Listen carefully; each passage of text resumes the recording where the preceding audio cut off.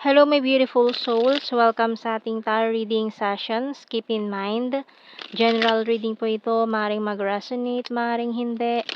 Kunin nyo na lang po kung para sa inyo and leave the rest. Maaaring mag-shift sa energies or magkabaliktad ang sitwasyon. Kaya kayo na pong bahala kung saan kayo nakalugar sa reading natin. So, let's see.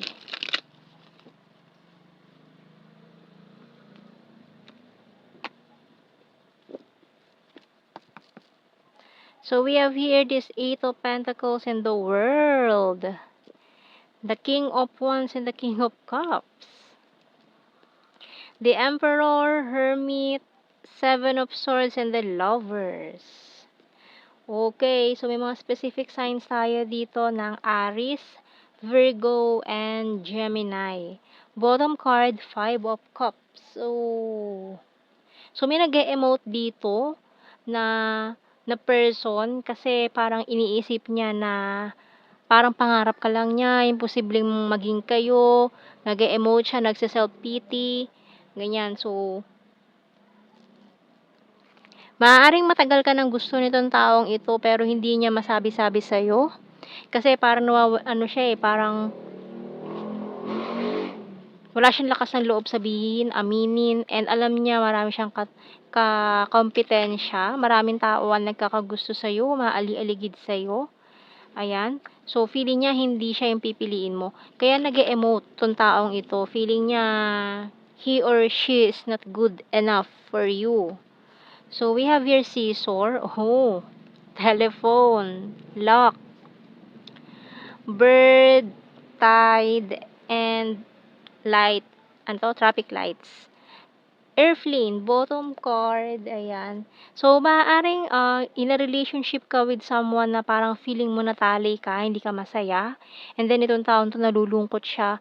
Kasi, bakit nagtsatsaga ka sa taong yan? No? Bakit feeling niya yung taong pinapangarap niya ay sinasayang lang ng iba? Ganun. Nagtsatsaga ka sa maling tao, ika nga. So, maaaring nilayuan mo siya dahil dito sa person mo na possessive, seloso, selosa, pero may ginagawa naman behind your back na hindi mo alam. Nako. Tikom. Alam mo yung mga ganun tao, seloso, selosa, pero gawain pala nila yun na nagsiselos sila sa iba, pero yun pala, sila yung may ginagawang mali. Maraming ganun. Parang ganun, na energy dito. Kaya, maaaring alam nung taong yun na niloloko ka na niya. Pwede nangyari na to in the past, ha? Maaaring naging ex mo na or nag-break na kayo ng taong yun pero mahal mo pa rin. Kasi may cut off na ditong scissor. Maaaring nag-break na nga kayo ng taong yun. Pero you're still waiting for that person to come back. You complete me.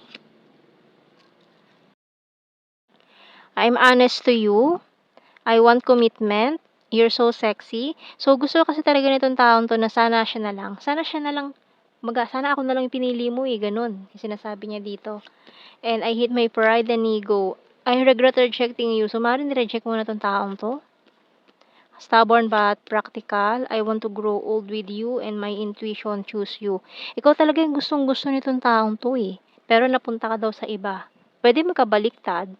Pwedeng siya yung may piniling iba tapos ikaw yung may gustong-gusto sa kanya na hinihiling mo na sana ikaw na lang yung pinili niya, ganun. I hid who I'm really am from you. Kaya yun, tinago na lang yung feelings The timing just wasn't right for us. I want to be more than friends. So yun na nga, na-stuck sa friend zone. Na friend zone, tinanggihan. Ayan. I love you, pero mahal ka pa rin, no? I know I was a distraction from your pain. So, alam niya kasi nasasaktan ka pa rin from the past, dun sa taong minahal mo, pero hindi ka pinahalagahan. I'm becoming a better person. It's time for me to heal now. I regret lying to you, and I know that I crossed the line with you.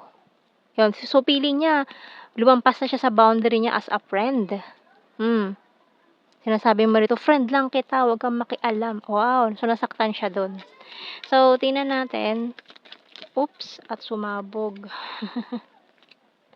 So, kunin natin yung isa. Ayan. We have here Spread Your Wings by Archangel Ariel. Do not hold back right now. The timing is perfect and you're ready to soar. Oh. So, maaaring tumawag din 'tong taong 'to, drunk call, drunk text, or kung ano message ang telephone natin dito. Ayan, parang dun niya sasabihin sa'yo na, sana ako na lang yung pinili mo, hindi na lang yung taong iniiyakan mo ngayon, hindi na lang yung taong, nanakit sa'yo ngayon, gano'n. So, kuha tayo ng mga initials natin, Q, X, B, T, H, D, U, C, I, V, Vic, N, Z. So, kuha tayo ng blue card. We have here past life lover. Guilty.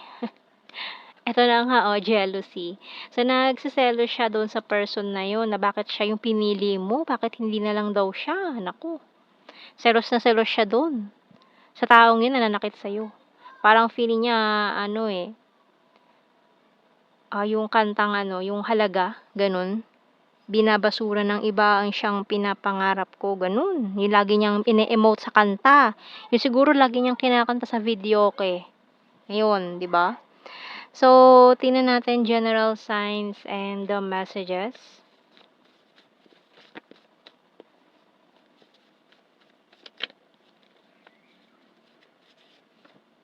Ex-lover. Fantastic friend. So, na-friend zone talaga si friend. Wawa naman, no? Air sign. Gemini, Libra, Aquarius. Confusing. Attractive. Green-minded. Caring.